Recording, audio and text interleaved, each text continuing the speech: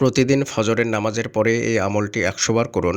সমস্ত অসম্ভব চাওয়া আল্লাহ তাআলা সম্ভব করে দেবেন ইনশাআল্লাহ। ফজরের নামাজের পরে এই সময়টা অত্যন্ত গুরুত্বপূর্ণ সময়।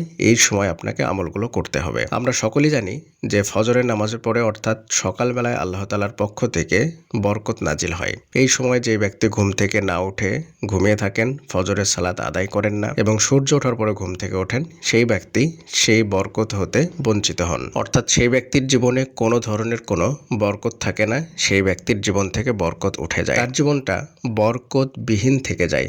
যার কারণে আল্লাহ তাআলা সকালের বিষয়ে অনেক গুরুত্ব দিয়েছেন। আল্লাহ তাআলা কোরআনের মধ্যে অনেকগুলো আয়াতের মধ্যে এই সকাল এবং সন্ধ্যায় জিকিরের ব্যাপারে বলেছেন, আমলের ব্যাপারে বলেছেন। আমরা পরপর সেই সমস্ত কোরআনের আয়াতগুলো আপনাদের সামনে তেলাওয়াত করছি এবং অর্থগুলো তেলাওয়াত করছি। আপনারা সকলেই জানেন যে আমরা দলিলবিহীন বা প্রমাণবিহীন কোনো কথা বলি না, কারণ আল্লাহ তাআলা যে কথা বলেছেন সেইটা যদি না বলি, নিজের থেকে মন করা কোনো আমলের কথা বলি বা নিজে বানিয়ে কোনো আমলের কথা বলি, তাহলে তার ঠিকানা একদম জাহান্নাম। আর এটা আমরা কখনোই চাই না। আপনিও পথভ্রষ্ট হবেন এবং আমিও পথভ্রষ্ট হব, এটা আমরা কখনোই চাই না। তো চলুন আমরা কোরআন থেকে সেই আয়াতগুলো আপনাদের সঙ্গে তেলাওয়াত করে শোনাই। আল্লাহ সুবহানাহু ওয়া তাআলা সূরা আহজাবের 41 এবং 42 নম্বর আয়াতের মধ্যে বলছেন, ইয়া আইয়ুহাল্লাযীনা আমানু যকুরুল্লাহা যিকরান কাসীরা ওয়াসাব্বিহুহু বুকরাতাও ওয়া আসীলা। হে ঈমানদারগণ, তোমরা আল্লাহকে স্মরণ করো অধিক পরিমাণে এবং তোমরা তার মহিমা বর্ণনা করো সকাল এবং সন্ধ্যায়। এই আয়াতের মধ্যে আমরা স্পষ্টভাবে দুটো সময়ের কথা পেলাম, যে দুটো সময় আল্লাহ তাআলা উল্লেখ করেছেন, সেটা হলো সকাল এবং সন্ধ্যা। এই দুইটা সময় এতটাই গুরুত্বপূর্ণ যার কারণে আল্লাহ তাআলা এই আয়াতের মধ্যে বর্ণনা করেছেন। নির্দিষ্টভাবে উল্লেখ করে বলছেন যে তোমরা সকাল এবং সন্ধ্যায় আল্লাহ তাআলার গুণকীর্তন মহিমা বর্ণনা করো। আল্লাহ তাআলা সকাল এবং সন্ধ্যায় জিকিরের ব্যাপারে আরও বলছেন সূরা আরাফের 205 নম্বর আয়াতের মধ্যে। তিনি বলছেন, অযকুর রব্বাকা ফি নাফসিকা তাদাররুআন ওয়া খীফাতাও ওয়া দুনাল জাহরি মিনাল কওলি বিল গুদুব্বি ওয়াল আসাল। তোমরা তোমাদের রবকে সকাল এবং সন্ধ্যায় স্মরণ করো, সবিনয়ে, নিচু কণ্ঠে, মনে মনে এবং ভয়ের সঙ্গে। এই আয়াতের মধ্যে আল্লাহ সুবহানাহু ওয়া তাআলা আরও স্পষ্ট করে বলছেন, সকাল সন্ধ্যায় তো জিকির করতেই হবে, কিন্তু সেই জিকিরটা কেমনভাবে করতে হবে? সেটা কি খুব জোরে জোরে করতে হবে, নাকি নিচু কণ্ঠে করতে হবে, সেটা কি ভয়ের সঙ্গে করতে হবে, নাকি কিভাবে করতে হবে, সব কিছুই বলেছেন। এখানে আমরা অনেকগুলো বিষয় পাই। তার মধ্যে 1 নম্বর হচ্ছে জিকির আমাদেরকে কিভাবে করতে হবে সেটাও শিখিয়ে দিচ্ছেন। জিকির করতে হবে সবসময় নিচু কণ্ঠে, অর্থাৎ খুব আওয়াজ হবে না, আবার একদম মনে মনেও হবে না। আপনি যে সকাল সন্ধ্যায় জিকির করবেন, আমলটা করবেন, যে আমলটা আমরা বলবো সেই আমল বলেন আর যে কোনো জিকির আমল বলেন, যখন আপনি জিকির করবেন তখনই আপনাকে এটা ফলো করতে হবে যেটা আল্লাহ সুবহানাহু ওয়া তাআলা বলছেন। এখানে আরও একটা বিষয় খেয়াল রাখতে হবে যে সেটা অন্তরের মধ্যে ভয় থাকতে হবে। যে ভুলটা আমরা অনেক সময় করে থাকি, আমরা করি কি যে যখন জিকির করি তখন আমরা অমনোযোগী হয়ে জিকির করি বা মুখে করছে মন কোথায় থাকছে ঠিক নেই। এই যে এলোপাথাড়ি মন নিয়ে আমরা জিকির করতে বসে যাই, সেটাও আল্লাহ সুবহানাহু ওয়া তাআলা স্পষ্টভাবে আমাদেরকে জানিয়ে দিচ্ছেন, বুঝিয়ে দিচ্ছেন। যখন আমরা আল্লাহকে স্মরণ করব, আল্লাহর জিকির করব, তখন অন্তরের মধ্যে একটু ভয় থাকবে। সেই ভয়টা কিসের ভয়? সেটা হচ্ছে আল্লাহর ভয়। এই আল্লাহর ভয়টা আপনার অন্তরে নিয়ে আসতে হবে। ধরুন আপনি কোনো একজন বিশিষ্ট ব্যক্তির সঙ্গে দেখা করতে যাবেন, কোনো একটা মিটিং রেখেছেন, তো সেখানে গিয়ে আপনি কিভাবে কথা বলবেন? নিশ্চয় তার সামনে কোনো বেয়াদবি করবেন না, নিশ্চয় তার কথার উপরে কোনো কথা বলবেন না, সেখানে গিয়ে কোনো উঁচু স্বরে কথা বলবেন না। কথা বলার সময় আপনি অনেকগুলো বিষয় খেয়াল রাখবেন। অন্তরের মধ্যে একটু ভয় থাকবে, তারপরে কথাটার ল্যাঙ্গুয়েজটা ঠিক রাখবেন, নিচু স্বরে কথা বলবেন, নম্রভদ্রভাবে কথা বলবেন। ঠিক তেমনটা আল্লাহ তাআলা বলছেন যে সকাল সন্ধ্যায় তো আপনি জিকির করবেন, জিকির করার জন্য বলছেন, তারপরে কি বলছেন? এই বিষয়গুলো আমাদেরকে খেয়াল রাখতে হবে, অর্থাৎ 3টে বিষয় আমাদেরকে খেয়াল রাখতে হবে। এরপরে চলুন আল্লাহ তাআলা আরও সুন্দর স্পষ্ট করে বলছেন যে সেই সকাল এবং সন্ধ্যার সময়টা কখন হবে। আল্লাহ তাআলা সূরা তাহার 130 নম্বর আয়াতে বলছেন, কবলা তুলুই শামসি ও কবলা গুরুবিহা। অর্থাৎ এই সকাল এবং সন্ধ্যার সময়টা হচ্ছে সূর্য ওঠার আগে এবং সূর্য ডোবার পূর্বে। যেটাকে আমরা সাধারণত সকাল বলে জানি, সেটা মূলত সকাল নয়। আমরা অনেকেই মনে করি যে সকালবেলা যখন সূর্য ওঠে সেটাকে আমরা সকাল বলি, কিন্তু আল্লাহর ভাষায়, অর্থাৎ কোরআনের ভাষায়, ইসলামের ভাষায় প্রকৃত সকাল হচ্ছে সূর্য ওঠার পূর্বে। মানে ফজরের সময় থেকে নিয়ে সূর্য ওঠা পর্যন্ত এই সময়টা হচ্ছে সকাল, যেটাকে আল্লাহ সুবহানাহু ওয়া তাআলা কোরআনে উল্লেখ করেছেন। অর্থাৎ সূর্য উদিত হওয়ার পূর্বে, সূর্য ওঠার পূর্বে। এবং প্রকৃত সন্ধ্যা হচ্ছে সূর্য ডোবার পূর্বে, অর্থাৎ আসরের পর থেকে নিয়ে মাগরিব পর্যন্ত এই শেষ সময়টা। এটাও আল্লাহ সুবহানাহু ওয়া তাআলা স্পষ্টভাবে বলছেন, অর্থাৎ সূর্য ডোবার পূর্বে। যখনই আসরের সময় হয়ে যায়, আসরের সালাত হয়ে যায়, তারপর থেকে মূলত সন্ধ্যার যে কার্যক্রম সেটা শুরু হয়ে যায়। তাই আল্লাহ তাআলা এখানে স্পষ্টভাবে বলছেন, কবলা তুলো শামসি ও কবলা গুরুবিহা। যারা মাদ্রাসার স্টুডেন্ট আছে তারা স্পষ্টভাবে বুঝতে পারছেন, কবলা মানে হচ্ছে আগে, তুলু মানে হচ্ছে উদিত হওয়া, আর গ্রুপ মানে হচ্ছে অস্ত যাওয়া। তো এখানে স্পষ্টভাবেই মানে খুব সরল ভাষায়, খুব সহজ ভাষায় আল্লাহ তাআলা কোরআনের আয়াতে বলেছেন। তো আমরা এই আয়াতগুলা দ্বারা বেশ কয়েকটা জিনিস জানলাম। এখান থেকে আমরা স্পষ্ট একটা বিষয় জানলাম যে আমাদেরকে সকাল এবং সন্ধ্যায় জিকির করার জন্য আল্লাহ তাআলা বলেছেন। দ্বিতীয় বিষয় হচ্ছে সকাল এবং সন্ধ্যার সেই নির্দিষ্ট সময়টা কখন সেটা উল্লেখ করে বলছেন। মূলত সকাল এবং সন্ধ্যা হচ্ছে সূর্য ওঠার আগে এবং সূর্য ডোবার পূর্বে। তারপরে জিকিরটা কিভাবে করতে হবে সেটাও খুব সুন্দরভাবে বলছেন, বিনয়ের সাথে, ভয়ের সাথে এবং বিনীত স্বরে অর্থাৎ নিচু স্বরে। এই তিনটে বিষয় তিনি বলেছেন। এগুলো হলো কোরআনের আয়াত।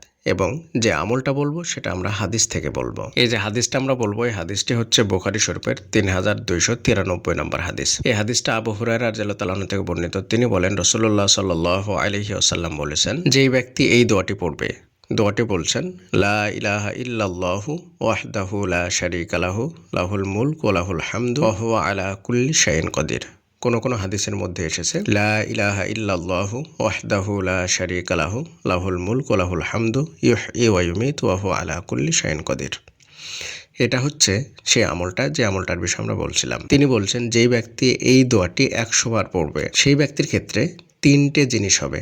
এক নম্বর হচ্ছে 100টি নেকি তার আমলনামায় লেখা হবে, 100টি গোনাহ তার মিটিয়ে দেওয়া হবে এবং 10টি গোলাম আজাদ করার নেকি পাবে এবং সেই ব্যক্তি ওই দিন সারাদিন শয়তানের চক্রান্ত থেকে হেফাজতে থাকবে। সুবহানাল্লাহ। এবং এই হাদিসের শেষ অংশে আরও একটা কথা তিনি বলেছেন, আর সেটি হলো ওই দিন তার চাইতে বেশি নেকির অধিকারী কেউ হতে পারবে না। হ্যাঁ, সেই ব্যক্তি হতে পারবে যেই ব্যক্তি তার চাইতে এই দোয়াটি আরও বেশি পরিমাণে পড়বে, অর্থাৎ 100 বারের বেশি যে পড়বে সেই ব্যক্তি হতে পারবে। সুবহানাল্লাহ। এই আমলটা অর্থাৎ এই দোয়াটি আপনাকে প্রতিদিন 100 বার করে পড়তে হবে। যদি পারেন তাহলে তার চাইতে আরও বেশি পড়তে পারেন। কতটা বেশি পড়তে পারেন সেটা এখানে উল্লেখ নেই। 100 বারের কথা বলেছেন, কিন্তু শেষের দিকে যেটা বলেছেন সেটা হচ্ছে যে যেই ব্যক্তি তার চাইতে বেশি পড়তে পারবে সেই ব্যক্তি আরও বেশি নেকির অধিকারী হবে। তাহলে আপনি যত বেশি ইচ্ছা তত বেশি পড়তে পারেন, ওইটা আমরা উল্লেখ করছি না। আপনি 500 বার, 700 বার, 1000 বার, 2000 বার আপনি সারা দিন এই আমলটা করুন। এবার যে বিষয়টা হলো সেটা হচ্ছে আপনাকে যখন শয়তান ওয়াসওয়াসা দিবেন আপনার অন্তরে, কারণ আমরা যখন দোয়া করি বা কোনো একটা অসম্ভব কাজকে সম্ভব করাতে চাই দোয়ার মাধ্যমে, তখন বড় যে সমস্যাটা হয় সেটা হচ্ছে শয়তান আপনার আমার অন্তরে বারবার একটা বিষয় স্মরণ করিয়ে দেয় বা ওয়াসওয়াসা দেয় যে এইটা তো অসম্ভব কাজ, এটা তো সম্ভব হবে না। আপনি জানেন যে আল্লাহ সুবহানাহু ওয়া তাআলার দ্বারা সবকিছু সম্ভব, দোয়ার মাধ্যমে সবকিছু সম্ভব, কিন্তু শয়তান আপনাকে স্মরণ করিয়ে দিচ্ছে এবং আপনাকে বারবার ডিমোটিভেট করছে, আপনার মনকে ভেঙে দিচ্ছে, আপনার যে শক্তি সেটাকে কমিয়ে দিচ্ছে। যার কারণে এই শয়তানের ওয়াসওয়াসার জন্য এমনও পরিস্থিতি আছে মানুষের জীবনে যে শেষমেশ দোয়া করাটাই ছেড়ে দেয়, বা দোয়া তো ঠিকই করছে কিন্তু আল্লাহর প্রতি ভরসা করতে পারছে না, কারণ ওই যে শয়তান বারবার অন্তরে ওয়াসওয়াসা দিচ্ছে যে তোমার এই দোয়া কবুল হবে না, এটা তো অসম্ভব কাজ, এটা কিভাবে সম্ভব হতে পারে। বিভিন্ন রকম ভাবে যে যেমন ব্যক্তি যার দোয়া যেমন তার অন্তরে ঠিক সেভাবে কি ওয়াসওয়াসা দিচ্ছে। এবার আপনি যদি এই আমলটা করেন তাহলে সন্ধ্যা পর্যন্ত আপনাকে কিন্তু শয়তান ওয়াসওয়াসা দিতে পারবে না, আপনার অন্তর হেফাজতে থাকবে। স্পষ্টভাবে বলছেন যে শয়তানের কুমন্ত্রণা থেকে, শয়তানের ওয়াসওয়াসা থেকে মাহফুজ থাকবে সেই ব্যক্তি।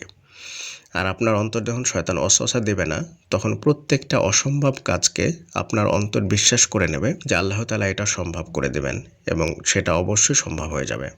আরও একটা হাদিস, সেটা প্রসিদ্ধ যে আপনার সকলে জানেন যে আনা ইনদা দন্নি আবদি বি, আল্লাহ তাআলা বলছেন যে আমি আমার বান্দার ধারণা অনুযায়ী করে থাকি। তো আপনার অন্তরে আল্লাহর প্রতি যেমন ধারণা আসবে, আল্লাহ তাআলা আপনার সঙ্গে ঠিক তেমনটাই করবে। ধারণা বলতে যেমন বিশ্বাস, যেমন ইয়াকিন আসবে।